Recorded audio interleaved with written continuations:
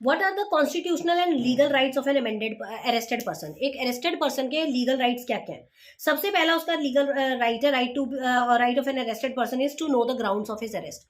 अगर उसको अरेस्ट किया गया है तो किन ग्राउंड्स पे उसको अरेस्ट किया गया है। सेक्शन 50 कहता है कि एक्यूज को ये पता होना चाहिए कि उसको किस ग्राउंड पे अरेस्ट किया जा रहा है। 50A बताता है कि उसको उसके किसी फ्रेंड या रिलेटिव को इन्फॉर्म करने का अधिकार देना चाहिए। फिर 55 ये बताता है कि पॉलिटिकल ऑफेंस के पुलिस ऑफिसर जो है, अगर उसको खुद नहीं जा रहा है अरेस्ट करने, अगर अपने सबॉर्डिनेट को भेज रहा है तो उसको सबॉर्डिनेट को भी उसको बताना पड़ेगा कि उसको किस ग्राउंड पे वो अरेस्ट कर रहे हैं। फिर अगर वारंट रिक्वायर्ड है तो वारंट भी उनको दिखाना पड़ता है। एंड कोई भी बिना वारंट के, अगर ऐसा केस है जिसमें वारंट दिखाना जरूरी है तो वारंट के बिना उसको अरेस्ट नहीं कर सकते।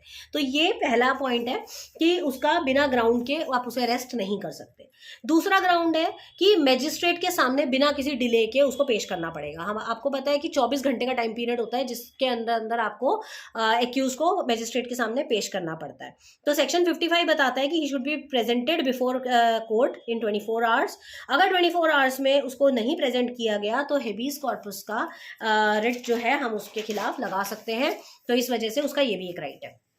Third is right to be release on bail. अगर उसका बेलेबल ऑफेंस है तो उसको बेल देने से भी कोई मना नहीं करेगा, तो यहाँ पर उसके पास बेल पाने का अधिकार है। फिर right to be a fair, to have a fair trial, उसके पास फेयर ट्रायल का और इक्वली ट्रीट होने का पूरा राइट है।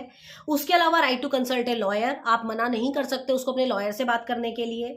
Right to get free legal aid, अगर उसके पास लीगल सर्विसेज नहीं है तो आपको उसको लीगल एड भी प्रोवाइड करना पड़ेगा।